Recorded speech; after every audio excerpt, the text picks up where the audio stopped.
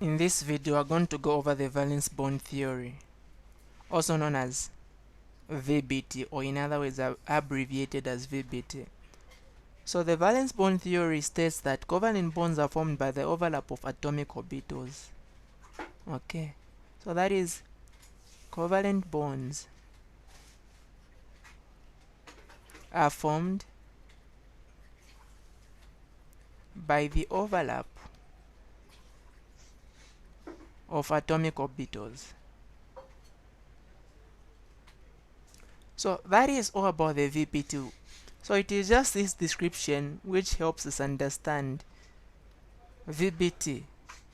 So now, when we want to form a covalent bond, if a non-metal reacts with a non-metal, what is happening is they are sharing their electrons. And so that sharing of electrons has to do with the overlap of atomic orbitals. For example, if you've got an atom which ends in 1s, and this is the orbital, the 1s orbital. Okay, let me put the 1s outside. So this is the 1s orbital. So we assume this atom has got only one orbital, and then it has got one electron in this orbital. So when it reacts with another atom, so we've got this atom which has got, let's say this is the 2p. Okay, this is a symbol for the 2p orbital, not just the 2p. In other words, the p orbital, this is the symbol. Okay, it also has one electron. So these electrons which are coming to overlap should have opposite spins, and it is only half-filled orbitals which come together to form an overlapping, or to form a covalent bond. So when these two bond, what is going to be formed? We are going to have this 1s orbital overlapping with this other one. Okay, so this one has brought its one electron, the other one has also brought its one electron, and so this is what results to a covalent bond. So the sharing of electrons, so that is a covalent bond. So really, after the overlap of atomic orbitals, these orbitals which are formed do not change identity. This is still an s orbital, this is a p orbital, and so they've overlapped to, and now it is sp orbital, a new orbital which has been formed. Okay, so the identity of the orbitals don't change after overlap.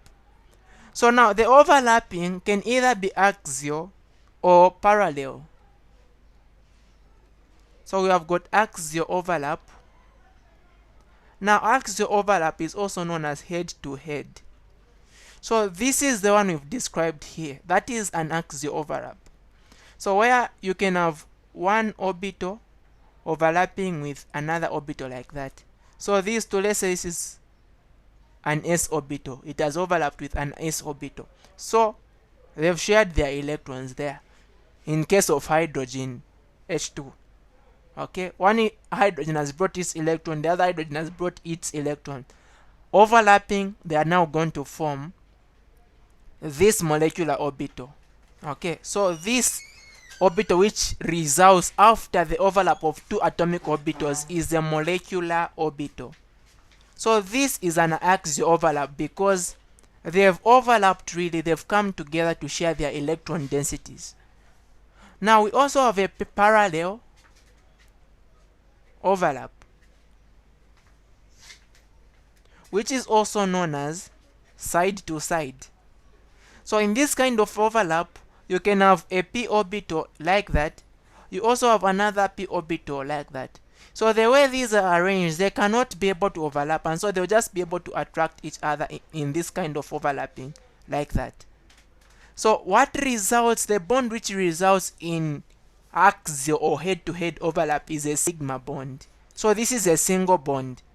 Now the overlap which results due to attraction is called, okay, due to parallel overlap or side-to-side overlap is called a pi bond.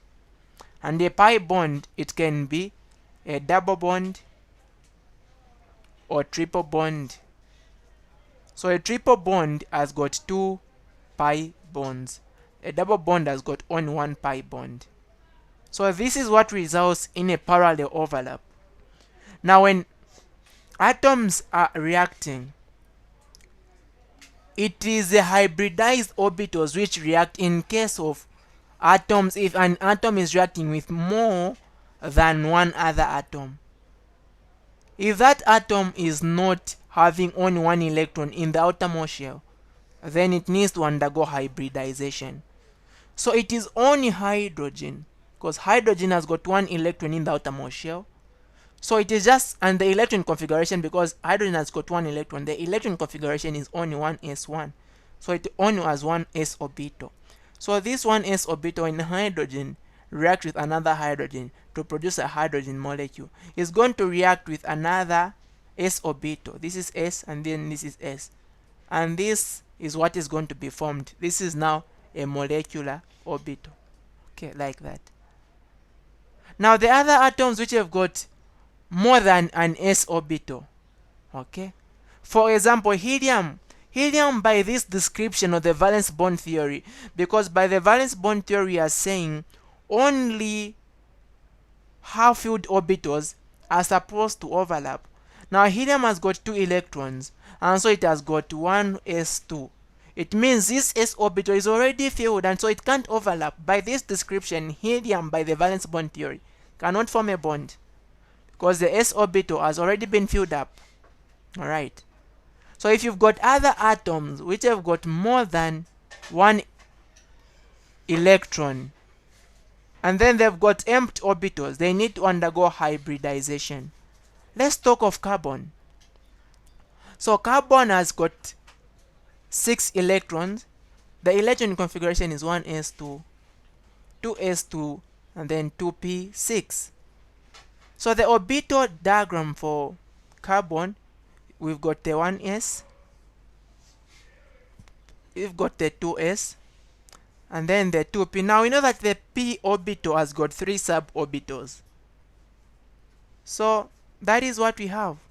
So we have got 2 electrons in the 1s, 2 electrons in the 2s, and then 2 electrons also in the 2p. So we've got 1 and 2.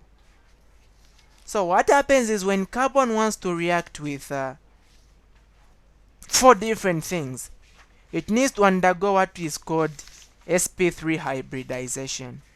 Okay, so that is Sp3 hybridization. So when carbon wants to react with 4 different things, remember when you've got an atom which has got 2 shells, it is the outermost shell which is going to share its electrons with another atom. And so this outermost shell is the second shell in carbon, and the second shell has got the p orbital and the s orbital, and so those two have to undergo hybridization. Okay, so what is going to be formed, we've already said, is sp3 hybridization. So this only happens for electrons in the outermost shell in the second energy level. So the 2 we can see here is meaning second energy level. Okay, so the 1s will not be tempered because the innermost shell doesn't share its electrons. And then now these 2 which are going to be hybridized, what is happening is this and this are going to come at the same level. So they are going to come at the same level. So when they hybridize, this one is going to merge with this one, and so the one which will be formed will be lower in energy than this one, but higher in energy than this one. That is because we've combined 2. It will be higher in energy than this one, but lower in energy than that one. So these all are combining. So this orbital is only 1, is combining with these 3, 1, 2, 3. That is now what is forming S and P3. These 3 just meaning the P's are the 3 of them, as we can see. Okay, so it is going to be at this level. So now these are 4. 1, 2, 1, 2, 3, and 4. So those are 4 which have been formed. So this collectively has got the same name called sp3. So that means this one alone is sp3, this one alone is also sp3, this one alone is sp3, and then this one alone is sp3. So we have got 4 sp3 orbitals. So this is what happens when a carbon wants to react with 4 different things. An example we can give, okay, so like that we can see that this one, there are 2 electrons there, there are 2 electrons. So when they come together, they are the same energy now. Those electrons will be shared equally. So they will be distributed equally like that. So we can see that this needs 1 more electron, 1 more electron, 1 more electron, 1 more electron. And so it needs to undergo a reaction where it needs to react with 4 different things to balance up all those atoms. For example, carbon can react with 4 hydrogens. We know that hydrogen has got only 1 electron in the outermost shell. And so the electron will come here, the other one will come there, the other one will come there, the other one will come here. So each of these hydrogen has brought 1 electron to each of those orbitals. And so that we can show it using the orbital overlap. Okay. So we have got carbon which has undergone sp3 hybridization. So it has got now these orbitals. It has got this first orbital which is the sp3. It has got another sp3. It has got also another sp3 and also another sp3. So each of these are reacting with hydrogens. So remember, all these have got 1 electron. So there's 1 electron, 1 electron, 1 electron, and 1 electron. So each of these reacting with hydrogens, hydrogen overlaps there, another hydrogen overlaps here, another hydrogen overlaps there, another hydrogen overlaps there. And so hydrogen has also brought its electron, and so they are going to have opposite spins. Okay, so they are having opposite spins in that manner. All right, so this is now our methane CH4, which is formed by the overlap of orbitals. So what has the orbitals which has reacted, the s orbital from the hydrogen and the sp3 orbital from the carbon, and so the bond is the sp3 orbital. So it is between these 2 orbitals. Now what if carbon is reacting with 3 different things? What happens? Okay, so when carbon is reacting with 3 different things, it undergoes sp2. So that is meaning we've got 1 and then 2 p's. So that is forming 3 orbitals. Okay, that is what happens. So we've got again carbon, we've got 1s, we've got 2s, and then we've got 2p.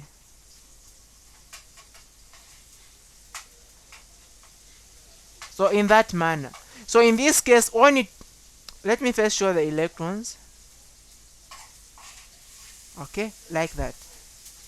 Now in this case, the 1s still doesn't take part in the reaction. Innermost shells don't take part in the reaction. Now in this case, only 2 of these are going to come together with this one. That's why we've got P2. Okay. So at the same time, they are going to come at the same level like that. So this one is going to come, and then 2 of these are going to come, and then these are going to be 3. So this is now an sp2 orbital. This one is sp2, this one is sp2, also that one is sp2. So there are the 3 of them. But remember, we've remained with this one here, so that one will still remain there. So that is a p orbital, okay, which remains, and that is actually a 2p orbital which has remained there. Okay. So what is going to remain is, remember, 2 of these have come to react with this. So what is going to happen is electrons are going to be shared. We have got 2 electrons here. Because they've now come at the same level, those orbitals have come at the same level, they are going to have the same energy. So 1 electron will be there, 1 electron there. and then one of these electrons is also going to come here, and then the remaining electron is going to remain there alone. Okay, so that is what happens. And then now, for us to fill up these orbitals which are empty, we need to react carbon with three different things. This one is not going to react. What is going to react is the hybrid orbital. Okay, the hybrid orbitals. So we need three different things to bring on their electrons to fill in there. So that is now what is going to make our carbon to react with what? Three different things, such as when we have got carbon 2H4. So in here, carbon undergoes sp2 hybridization. Let's see what is happening in this case. So we have got two carbons. Okay, we've got two carbons where the first carbon has undergone sp2. Okay, sp2. Remember, there's also another p orbital which has not done any reaction. So we are going to have, okay, let me put here, let me call this as a p orbital, which is just alone. And then now we've got three of these. Remember, there were the three of them. It was like this as sp2. So these are the three of them. So we're going to bring each of them. So we have got the first one here. We've got the second one there. We've got also another one at this point. So this one is sp2. This is also sp2. This is also sp2, in that manner. So we are talking of C2H4. Okay. Again, there's also another carbon. So this is only one carbon. We also have another carbon. This other carbon also has undergone sp2 hybridization. So we have got a p orbital there. And then we've got now the sp2, and then an sp2, and then an sp2. Now I haven't even shown completely the p orbital. So the p orbital is like this. So actually I'm supposed to show this one fully the way it is. Okay, because this one which I've shown half is not a p orbital. This is not how a p orbital looks like. So let me just re-show this so that we see completely the orbitals which are present in each of the carbons.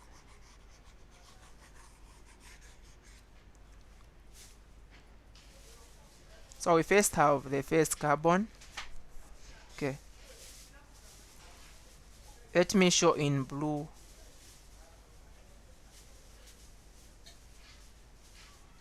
So this is the p orbital. Let me show it straight here.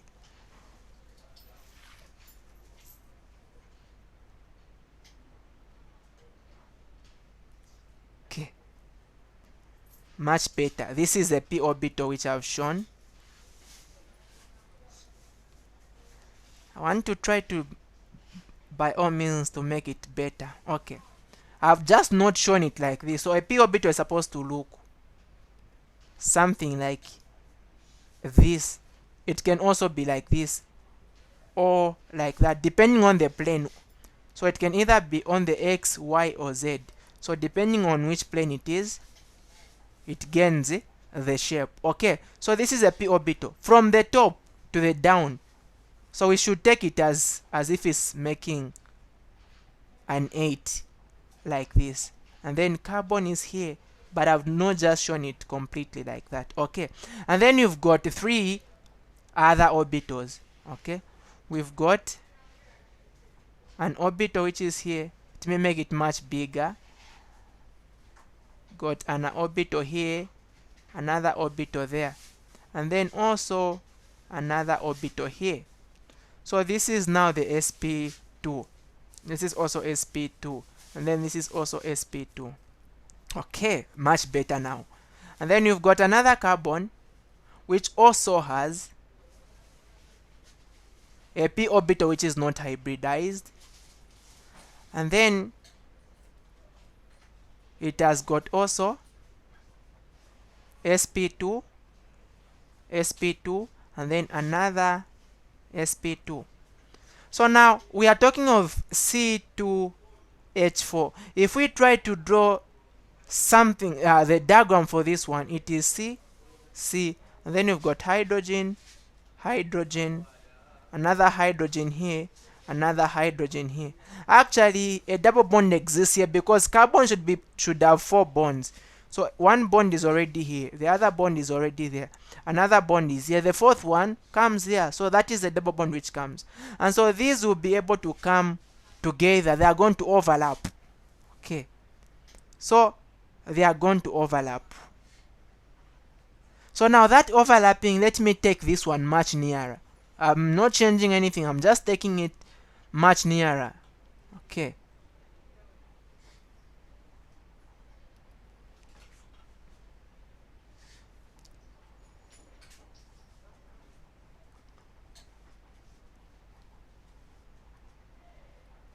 so this is our carbon with this orbital, and then we've got another orbital this side, another orbital this side, and then we also have the p orbital, which is like that.